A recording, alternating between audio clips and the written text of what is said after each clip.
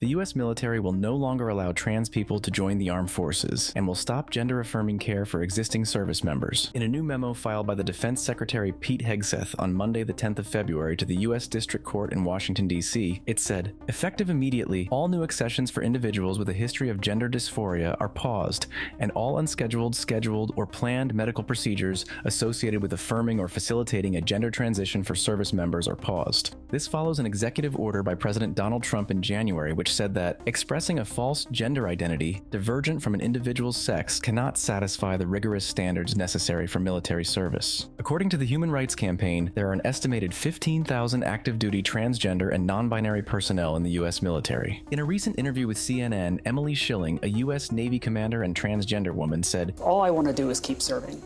You know, I've done that almost 20 years. I want to keep going. I have no desire to get out."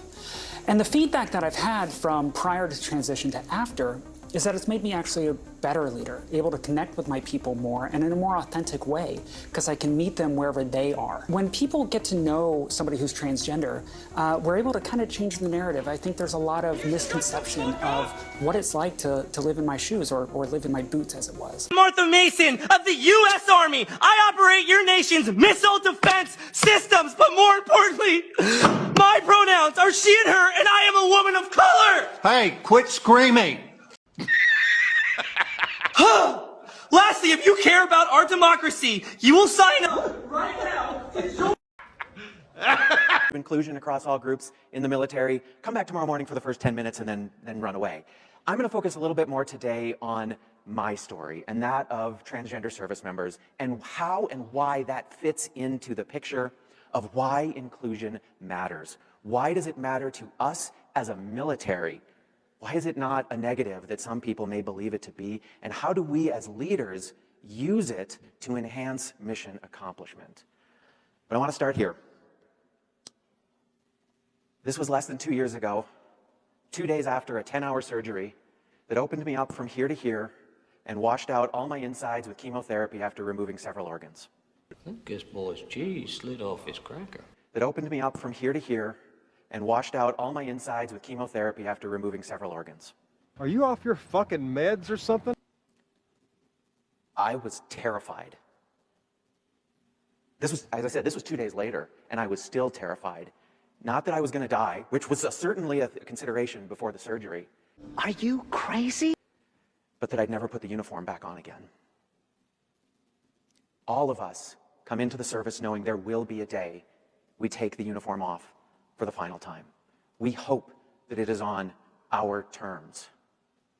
In many cases, it's not. That is the cost of service. But we want to get to that day where it is our choice whether or not we take this uniform off. And I did not know that I would be healthy enough to ever put it on again.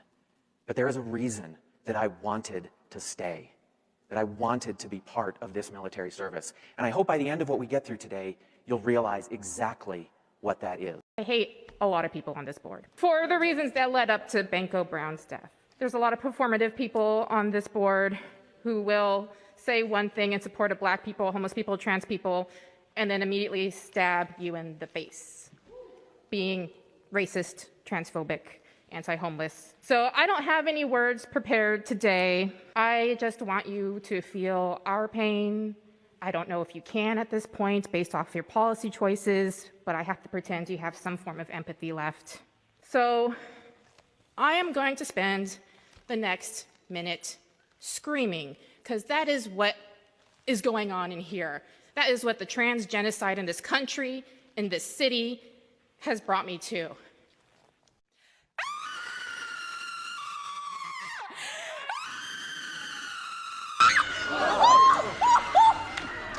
Lord, I'm having a heart attack. Damn, this is some scary shit. Oh, I am scared.